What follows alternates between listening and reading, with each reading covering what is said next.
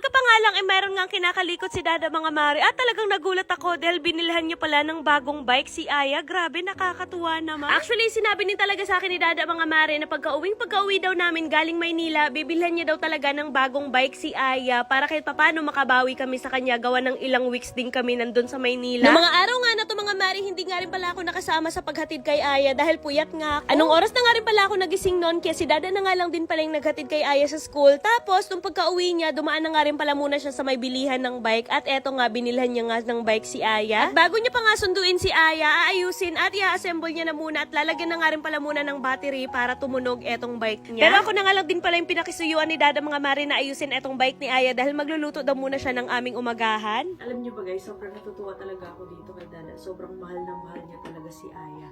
So ano kasi, kanina galing siya sa school ni Aya, hinatid niya. Maaga siyang nagigising. Ako kasi, hindi talaga ako maaga nagigising. Kaya minsan hindi na ako nakakasama sa paghatid kay Aya. Siya talagang gumigising siya ng maaga para ihatid si Aya. Tapos, pagka uwi niya, dumaan siya sa may bilihan ng mga bike at binilihan niya ng bike si Aya. Kasi laging nagre-request si Aya. Ay, hindi naman lagi. Parang nakikita niya lang sa TV na may mga bike. Tapos siya, gustong-gusto niya bilhan. Ako naman, sabi ko, baka hindi pa niya masyadong may enjoy. Kasi nga, hindi pa naman siya marunong. Pero sabi niya, hindi, matututunan niya ng bata. Sabi niya sa akin gano'n. At ngayon, binilhan niya talaga, binilhan niya talaga ng bike si Aya. At sobrang natutuwa lang talaga ako kasi mahal na mahal niya si Aya. And yun, sabi niya, ilagay ko daw muna etong battery kasi magluluto daw siya ng umagahan namin. Diba?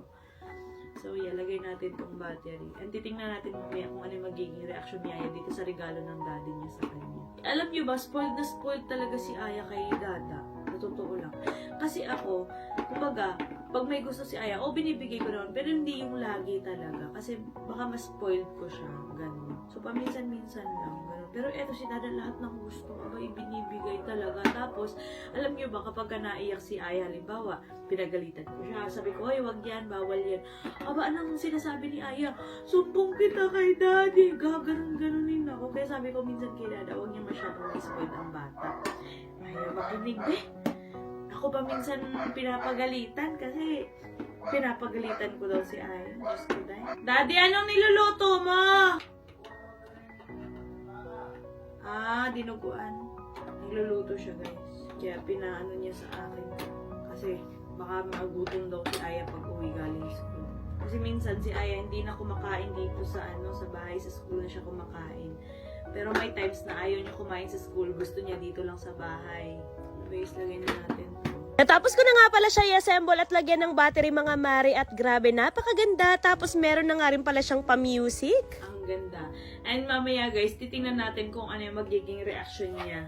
For sure, matutuwa talaga yung batang yun. At pagkarating nga ni Aya galing sa school mga mare, binigay na nga rin kaagad ni Dada ang kanyang regalo para kay Aya. Grabe, sobrang tuwa talaga ni Aya. At syempre, wala din talaga mapaglagyan yung aking saya mga mare dahil mahal na mahal din talaga ni Dada si Aya. At super thankful lang din talaga ako sa partner ko ngayon mga mare dahil mahal na mahal niya talaga si Aya ng higit pa sa akin. Sino nagbili niyan? Mommy, Daddy. Si Daddy lang nagbili niyan, oy! Kaway-kaway sa mga kagaya ko na single mom na swerte sa pangalawang partner.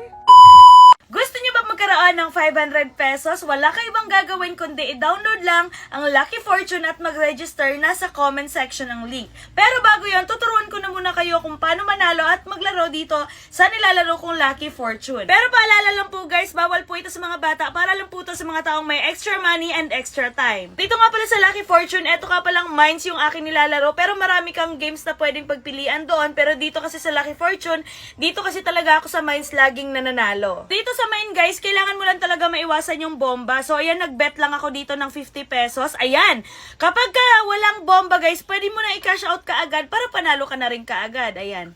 O yun o, di ba? Di ba? Ay, isa pa. Yun o, so ayan, pwede natin siyang i-cash out. O ayan, cash out na natin kaagad. O diba? Pakadali lang talaga, ganun lang talaga kadaling manalo at maglaro dito. So ayan, magbe-bet pa tayo guys. Ayan. So, kung gusto mo na i-cash out kaagad para panalo ka na kaagad, i-cash out mo na. Pwede mo na siyang i-cash out. Ganun lang talaga kadaling manalo at maglaro. Ayan, no? Ayan ba? Diba? Nakaano na ako ng isa. Cash out na natin para panalo na tayo kaagad. Ganun lang talaga kadaling manalo at maglaro dito, guys. Ay!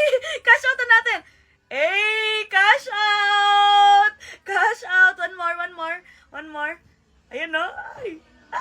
loto natin. O diba, ganun lang talaga kadaling manalo at maglaro dito guys. Kaya sa mga gustong manalo at maglaro, mag-download at mag-register lang kayo. At para sa mga napag-register, mamimigay ako ng 500 pesos GCash. Kailangan nyo lang mag-send or mag-comment ng proof ninyo or screenshot na kayo ay nakapag-download at nakapag-register ng Lucky Fortune.